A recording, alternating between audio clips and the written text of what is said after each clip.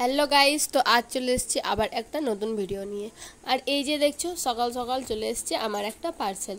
তো যখন এটা আনবক্সিং করব তখন তোমাদেরকে জানাবো যে এটাতে কী এসেছিল।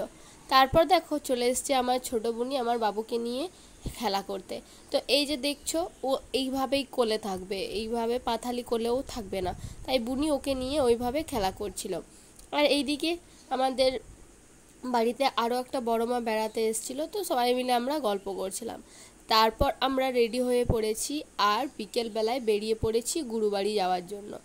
তো দেখো, এখানে আমার বাবুর মানসিক ছিল যে গুরুবাড়িতে গড়াগড়ি দিয়ে করাবে, তাই বাবুকে নিয়ে আমরা সবাই মিলে চলে যাচ্ছি গুরুবাড়ি। তো এখন দেখো, এই আমার কাকিমা, আমার বাবু আমার কাকিমার কোলে শুয়ে আছে। তারপরে আমার মা ছিল, ওইদিকে আমার শ্বশুরমশাই, বাবা, কাকু, আমার দুই বোন, আমি সবাই মিলে আমরা মজা করতে করতে চলে যাচ্ছি। যাতে যাতে এই যে দেখছো, পেট্রোল পাম্পে দাঁড়িয়েছি পেট্রোল নেওয়ার জন্য। তারপরে যখনই দেখলাম, তো দেখো এইদিকে মেঘের দৃশ্যটা এত সুন্দর লাগছে কি বলবো, বলে বোঝাতে পারবো না। আর এই যে বুনি ওটাকে দেখছিল। তারপরে ওর শরীর ভালো ছিল না, তাই ও বলছিল কি প্লিজ আমাকে দেখাস না। আর এই দিকে দেখছো, এই ছোটো বুনি কুরকুরে, লেস, থামস আপ যেখানে গাড়ি দাঁড়াচ্ছে এগুলো কিনেই যাচ্ছে, কিনে খাচ্ছে। আর এইদিকে বড় বুনিও সেই রকম কিনে খাইয়ে যাচ্ছিল। আর কাকিমার কোলে বাবু মাঝে মাঝে হাসছিল, তো কাকিমা আমাকে বলছিল দেখ তোর বেটা আমার কোলে কত সুন্দর হাসছে। তো এইদিকে দেখো, আরেকবার তোমাদেরকে দৃশ্যটা দেখিয়ে দিই যে পেট্রোল পাম্পে এখন তেল ভরা হয়ে গেছে। তারপরে আমরা বেরিয়ে পড়বো, তো চলো দেখি। তো দেখো, এখন আমাদের তেল ভরা হয়ে গেছে আর আমরা বেরিয়ে পড়েছি। তারপরে বাবু মায়ের কোল, কাকিমায়ের কোল থেকে মায়ের কোলে চলে গেছে। তারপরে আমরা গুরুবাড়ি পৌঁছে গেছি।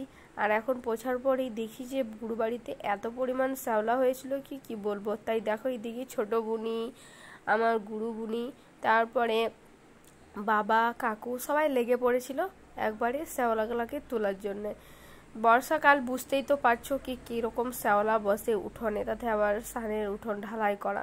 তো এই যে সবাই মিলে লেগেছে। আর এইদিকে কাকু বাবাকে একটুকু তেল মালিশ করে দিচ্ছিল। তো দেখো কিভাবে বদমাশি করছে। তো এরা এইভাবে করছে, আর উপর থেকে বৃষ্টিও পড়ছিল, বৃষ্টিতে ওদেরকে ভিজতেও মজা লাগছিল। আর বড় বোনই দিকে দাঁড়িয়ে দাঁড়িয়ে দেখছিল। তারপর আমরা বেরিয়ে পড়েছি গঙ্গা স্নান। তারপর স্নান করে পুজো দেখে ভোগ সেবা করে আমরা বেরিয়ে পড়েছিলাম গঙ্গা স্নানের জন্য। তো দেখো, এই যে আমার ছোট বোনই ফোনটাকে নিয়ে নিয়েছে আর বলল দে আমি ভিডিও করে দিচ্ছি। তো দেখো, তোমাদেরকে যতটুকু পারবো শেয়ার করব। আর যদি ভিডিওটি ভালো লেগে থাকে তো অবশ্যই চ্যানেলটিকে সাবস্ক্রাইব করে দিও, আর বেশি বেশি ভিডিওটিকে শেয়ার করো, লাইক করো। তো দেখো, এখন আমরা যাচ্ছি উদ্যানপুর গঙ্গা স্নানের জন্য। তো তোমরা তো জানোই কি আমার ডেলিভারি হয়েছিল, যার কারণে আঁতুড় ছিল। তো এখন আমি যাচ্ছি গঙ্গা স্নানের জন্য। তো তাহলে আমি পুরোপুরি শুদ্ধ হয়ে যাব, তারপরে আমি পুজো, ফুল এসব তুলতে পারবো। তো তার জন্য আমরা বেরিয়ে পড়েছি। তো চলো ফাইনালি তোমাদেরকে দেখাই। তো এই যে দৃশ্যটা দেখলে কত সুন্দর লাগছে। তো এখন আমরা চলে আসছি ঘুরে, আমাদের গঙ্গা স্নান হয়ে গেছিলো, তো তারপরে আমরা ঘুরে আসছিলাম। তো তোমাদেরকে গঙ্গা স্নানের ভিডিওটিও আমি দেখাবো। তো চলো এখন।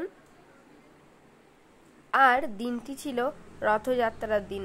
তো রথযাত্রার দিন রাধা বল্লভের দর্শন প্লাস গঙ্গা স্নান, বুঝতেই তো পারছো কিভাবে দিনটা আমাদের কেটেছে, এত মজার সাথে এত আনন্দের সাথে কেটেছে। তো রাস্তাতে তো পুরো জাম আর জাম। তারপর আমরা গঙ্গা স্নান করার পর আমরা নিরল বলে একটা জায়গায় ছিল অট্টহাসতলা। তো চলো ওইখানে আমরা দেখাবো অট্টপীঠতলাতে কি হয়েছে। মা সতীপীঠের এখানে ঠোঁটের অঙ্গটা পড়েছিল, তাই এখানে এত সুন্দরভাবে একটা মন্দির বানানো হয়েছে। তো দেখো, এখানে কাকু, বাবা, আমরা সবাই যাচ্ছি। তো গঙ্গা স্নান করে আসার পরেই বেরিয়েছি, কোনো শরীরে মেকআপ নেই, কিছু নেই, যেটা দেখলে সেটা তোমাদের একদম রিয়েল লুক আমার। আর এখন আমার প্রচুর পরিমাণে ঠান্ডা লেগেছে, সর্দি, তাই একটুকু শরীরটা খারাপ, যার কারণে ওই রকম রোগা রোগা দেখাচ্ছে। তো আর এমনিতেও আমি রোগাই বটি। তো দেখো, এখানে চলে এসেছি আমরা। এখানে কত সুন্দর দৃশ্য, এত সুন্দর দেখাচ্ছে কি বলবো। তো এখানে বাবা ক্যামেরাটা ধরেছিল, আর আমি বাবাকে বলে বলে দিচ্ছিলাম কি এইভাবে ভিডিওটা করে দাও। তো বাবা ভিডিওটি করছিল আর বাবু ছিল মায়ের কাছে। তো ওই যে দেখছো বাবু আছে মায়ের কাছে, তো সবাই ওরা ওই দিকে চলে যাচ্ছে। আর আমি বাবাকে বললাম এখানে একটা ফটো তুলে দাও। তো বাবা এখানে আমাকে একটা ফটো তুলে দিয়েছিল। আর এই যে দেখো শিব, আর বাইরেও তো তোমরা একটা শিব দেখলে প্রচুর পরিমাণে বড়, মানে এত বড় শিব। তো তারপরে আমি বাবার কাছ থেকে ক্যামেরাটা নিয়ে নিয়েছিলাম আর আমি ভিডিও করছিলাম। তো চলো ফাইনালি তোমাদেরকে মন্দিরটা দেখাই। তো দেখছো বর্ষাকাল, মানে বুঝতেই পারছো জল হয়েছে আর অবস্থা খারাপ। আর রথ ছিল যার কারণে সব দিকে রথ তৈরি করে পড়েছিল। আর এত বাচ্চা, মানে ছোট ছোট বাচ্চারা রথ নিয়ে বেরিয়েছে আর এত সুন্দর বাজনা বাজাচ্ছে, মানে মন মুগ্ধ হয়ে যাচ্ছিল। তো চলো তোমাদেরকে দেখাই।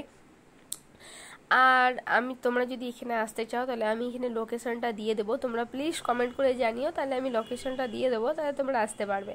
তো আমরা প্রণাম করে নিয়েছি, ওখানে ক্যামেরা অ্যালাউড ছিল না। তো তারপরে দেখো আমরা মানে বেরিয়ে পড়ছি।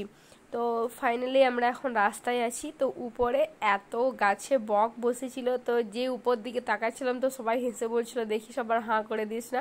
তো যাই হোক, চলো আজকে ভিডিওটা এতটাই।